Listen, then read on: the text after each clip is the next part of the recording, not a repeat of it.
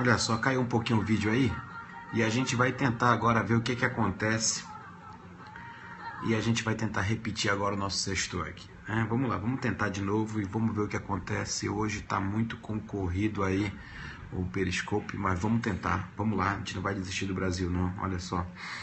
Gente, informativo 824 do STF, informativo 824 do STF, na mesma vibe do Periscope último que a gente fez. Olha só, o STF reafirmou jurisprudência, dizendo o que? Chegou dizendo que vícios do inquérito policial não comprometem, vícios do inquérito policial não comprometem a ação penal.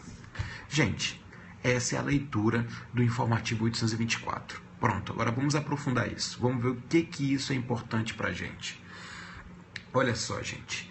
Quando a gente começa a compreender a questão relacionada às nulidades, os vícios que acontecem no inquérito policial, a gente não pode esquecer, gente, que a leitura não pode ser reducionista.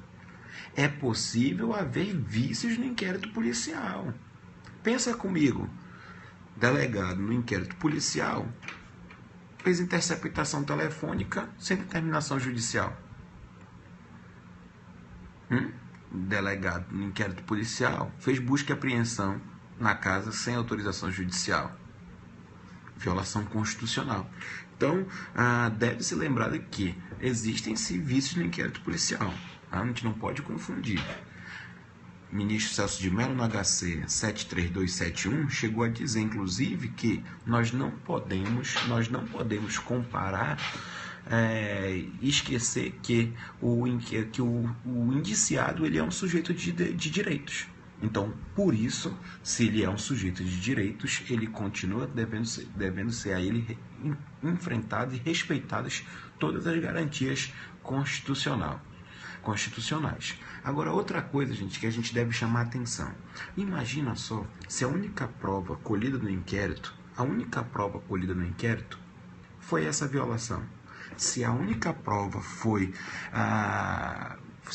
garantida, a única prova colhida foi a interceptação telefônica sem autorização judicial, gente, não tem para onde correr. Se a única prova de indícios de autoria, que o elemento informativo, né, gente, tecnicamente falando, do inquérito, foi uma informação de uma testemunha que veio, por exemplo, sobre tortura, isso vai com certeza comprometer o processo. Então tenha cuidado quando você lê o informativo para você não ficar com uma compreensão muito vazia. Então Renato Brasileiro já afirma, olha, se a violação foi constitucional e se foi a única prova, vai envenenar e vai comprometer sim. Segunda questão, queria lembrar que Paulo Rangel ele diz, olha, se é um vício do inquérito, o inquérito é um procedimento administrativo.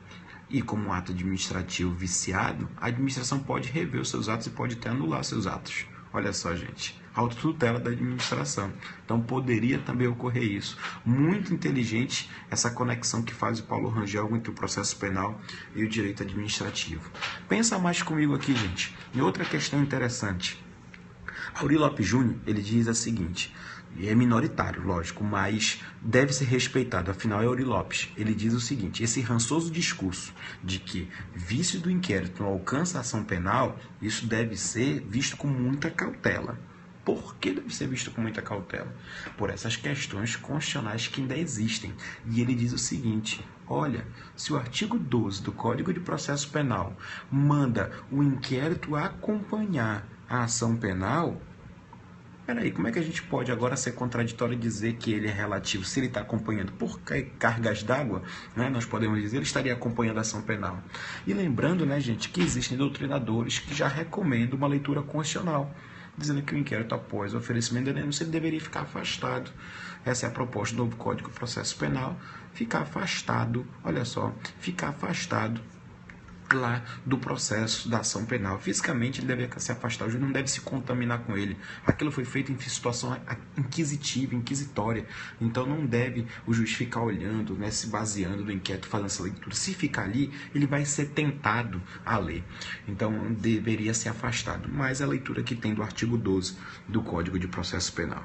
Então, gente, visto isso, nós primeiros devemos ficar alertados. Existem vícios no inquérito policial? Sim. E aí a gente chama Renato Brasileiro. Se esse vício for de uma violação constitucional e for uma única prova, não tem como escapar, não tem para onde correr. Nós vamos ter que nos socorrer, da garantia constitucional e gerar sim a nulidade do processo. Na verdade, o processo não vai conseguir caminhar se a única prova que ele tem foi uma violação constitucional. Agora, gente, uma outra questão que a gente tem que observar aqui. Esse julgamento do STF, do informativo 824, ele fala de uma suspeição de delegado. Suspeição de delegado. E eu queria chamar a atenção de você para o artigo 107 do Código de Processo Penal. Por que eu quero chamar a atenção de você para lá? Porque o artigo 107 do Código de Processo Penal, ele diz o seguinte, olha, não se poderá opor suspeição às autoridades policiais nos atos de inquérito, mas deverão elas declarar-se suspeitas quando ocorrer o motivo legal. O motivo legal, gente, das suspeições do delegado são os meios do juiz, tá? Tá lá no artigo 254 do Código de Processo Penal. Agora, por quê? Porque o delegado, ele tem essa situação de nós não podemos opor. Elon, poxa, tu é defensor público, o que tu me diz sobre isso? Gente, vamos pensar o seguinte, o Estado ele tem o direito de investigar. Assim como o acusado ele tem o direito de defesa, o Estado ele tem o direito de investigar. E se ele tem o direito de investigar, você imagina que a investigação muitas vezes ela toma parte de contrariedade do réu. E existe sim, muitas vezes uma animosidade na investigação. Você imagina só se pudesse opor essa exceção de suspeição. Qualquer contrariedade, todos os inquéritos teriam exceção de suspeição contra o delegado. E aí a gente estaria tumultuando a investigação criminal. Então, por isso, o artigo 107 foi prudente em afirmar que não é possível opor essa exceção de suspeição. Agora, a gente tem uma questão interessante aí, e eu queria chamar dois doutrinadores para fundamentar o nosso raciocínio. O professor Gustavo Badaró, ele diz o seguinte, essa leitura do artigo 107 é um preceito ético. O delegado deve ter a ética de se comportar e não agir quando ele sabe que ele é amigo íntimo de alguém, quando ele é inimigo capital. Ele deve ter essa cautela na atuação dele investigativa. Muito bem, essa é a leitura do professor Gustavo Henrique Badaró. Agora existe uma segunda. A segunda doutrina que eu queria chamar a atenção é do professor Guilherme Nutti. O Nutti, ele vai um pouquinho mais além. Ele diz o seguinte, se nós deixarmos essa disposição fechada, sem que não possa ser feita nenhuma resignação acerca da suspeição do delegado, nós estaríamos fazendo uma lei vazia. Nós estaremos dando uma liberdade que poderia comprometer a investigação. Então, Guilherme Nutti diz o seguinte, olha, não pode recorrer judicialmente, mas cabe um recurso administrativo, cabe um pedido de afastamento do delegado da investigação ao chefe, ao delegado geral da polícia. E se ele discordar, se ele não atender o pedido, Nutti vai mais além e ainda afirma no segundo ponto, cabe recurso ao secretário de Segurança Pública. Então, gente, nós estamos observando que, primeiro, o informativo 824 diz, vícios do inquérito não comprometem a ação penal. Cuidado, gente, existem vícios no inquérito sim.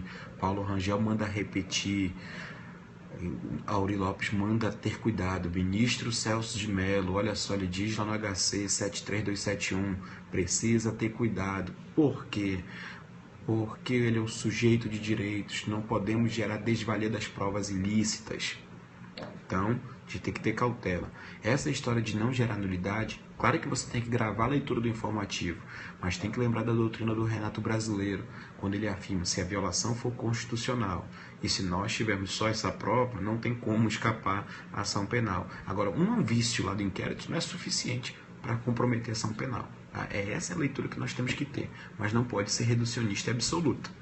Bom, gente, e lembrando que no caso, vamos aprofundando um pouquinho, no caso de suspeição do delegado, muito bem, não cabe exceção de suspeição, mas os delegados estão condicionados a observar, sim, as regras de suspeição e impedimento. E ainda lembrar da leitura do professor Gustavo Badaró, em que isso é um preceito ético, e em caso de violação, lembrar o que a gente faz, como é que a gente fica. Guilherme Nutti nos ensina, olha só, faz um recurso administrativo, ou para o delegado geral, ou quem sabe, dessa resignação, se for indeferido, até mesmo para o secretário de Justiça. Tá certo, gente? Com isso nós encerramos, nós chegamos aqui nesse sextou, né, revivendo o informativo 824 e discutindo os dois lados, né, gente? Os dois lados que nós enfrentamos, os dois julgamentos sobre o direito criminal do informativo 824 do STF. Sextou, gente, pode ir pra balada, boa noite, e amanhã, quem sabe, a gente se encontra por aqui ou então no domingo, tá bom? Um bom fim de semana para vocês, Deus abençoe, e continuando, para aqueles que estão nos 10% ainda, continua vindo aí Maiara e Maraísa. Boa noite, gente, valeu!